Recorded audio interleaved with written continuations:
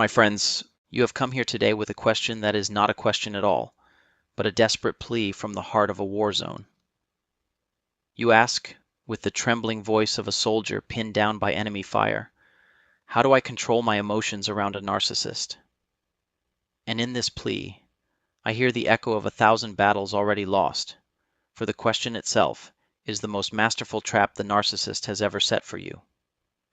You believe you are seeking a shield, a strategy, a method to master your own inner world. You are mistaken. You are asking for instructions on how to become a better, more efficient puppet. You are asking for the secret to arranging the furniture inside your own prison cell, to make it more comfortable. The very desire to control your emotions is the narcissist's final, most profound victory. It is the proof that they have not only colonized your outer life, but have successfully instigated a civil war within your very soul, where you have become your own warden, your own torturer, your own enemy. They sit back and watch with the detached amusement of a cruel god as you exhaust your life force not in fighting them, but in fighting the very reactions they have so skillfully and deliberately engineered within you. You are not meant to control your emotions. You are meant to understand that these emotions are not, in the truest sense, even yours. They are a foreign venom, a carefully calibrated chemical cocktail injected directly into your spirit, and you are asking for the secret to controlling the convulsions of a body that has been poisoned. The path to freedom is not through control. It is through a brutal, merciless, and liberating act of radical observation that will render their poison inert. Let us perform a cold, meticulous autopsy on these feelings you are trying so desperately to wrestle into submission. You feel a surge of white-hot rage, a fury so intense it frightens you.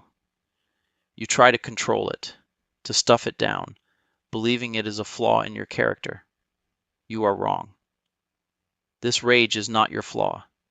It is the last, sane, and healthy part of your soul, screaming in protest against a profoundly insane reality. It is the cry of your spirit against the constant, soul-crushing injustice of their gaslighting, their lies, their impossible double standards. The narcissist loves this rage. They provoke it. They feed on it. Your anger is a 5-star meal for their ego, for it is undeniable proof of their power to affect you, to shatter your peace, to make you lose control. Then there is the deep, sticky, suffocating blanket of guilt. You feel guilty for wanting to leave, for setting a boundary, for not being patient enough, for finally saying no. This guilt feels righteous. It feels real. It is a fraud. This guilt was not born. It was manufactured. It was installed in you, piece by piece, every time you were made responsible for their happiness, every time their bad mood was your fault, every time you were cast as the savior of their tragic, wounded soul. Your guilt is the pre-programmed alarm system they installed, designed to go off the moment you attempt to escape the plantation. And then there is the dizzying, disorienting fog of confusion. You find yourself questioning your own memory, your own sanity, your own perception of reality. This is not a sign of your mental weakness. It is the intended result of their most potent weapon, gaslighting. They deliberately create this fog to keep you off balance, to make you dependent on them as the sole arbiter of truth. To control your confusion is impossible. It is like trying to control a fog by swatting at it with your hands. These emotions, the rage, the guilt, the confusion, are not your authentic feelings. They are the symptoms of a psychic virus. You do not control the symptoms. You learn to recognize the virus and build an immunity to it. The path, therefore, is not the path of the warrior, locked in a futile battle of control. It is the path of the alchemist, the path of the silent witness. This is not a passive act. It is the most active and powerful form of rebellion you can engage in. It requires you to do something that feels, at first, impossible.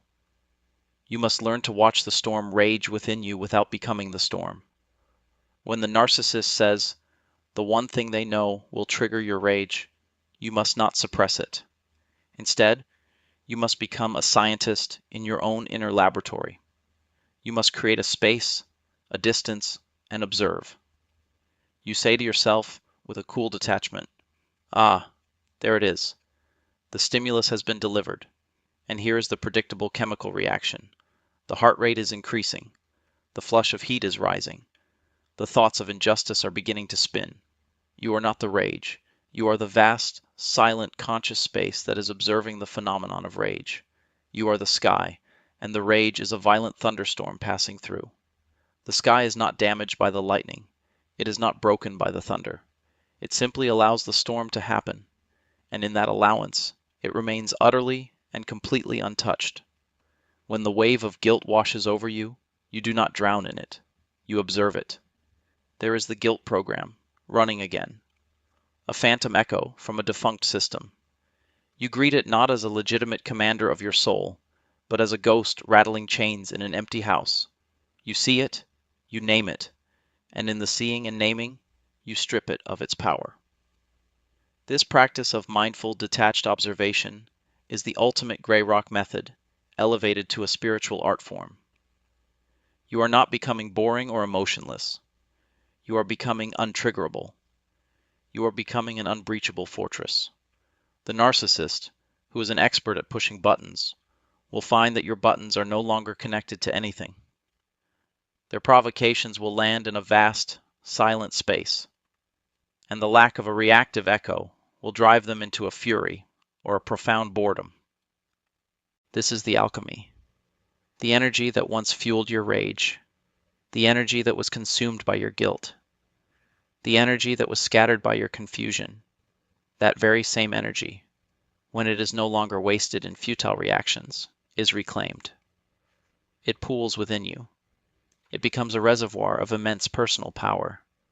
This is the energy that will fuel your healing, your creativity, your joy, your departure. To control your emotions around a narcissist is impossible because you are trying to control their creation. The true path is to become so intimately aware of your own inner space that their creations can no longer find fertile ground in which to grow. You are not trying to control the weather.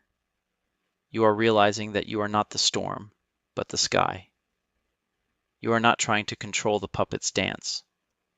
You are realizing that you are not the puppet, but the silent observer who can finally see the strings. This is the ultimate power, the ultimate control. It is not the control of your feelings, but the liberation from the one who orchestrates them. The narcissist, in their relentless cruelty, becomes your unwitting Zen master, your dark guru, who forces you to learn the single most important lesson of a lifetime, the lesson of radical conscious detachment. And in learning this, you do not just learn how to deal with them, you learn how to become the absolute, undisputed sovereign of your own soul. And that is a freedom they can never, ever touch.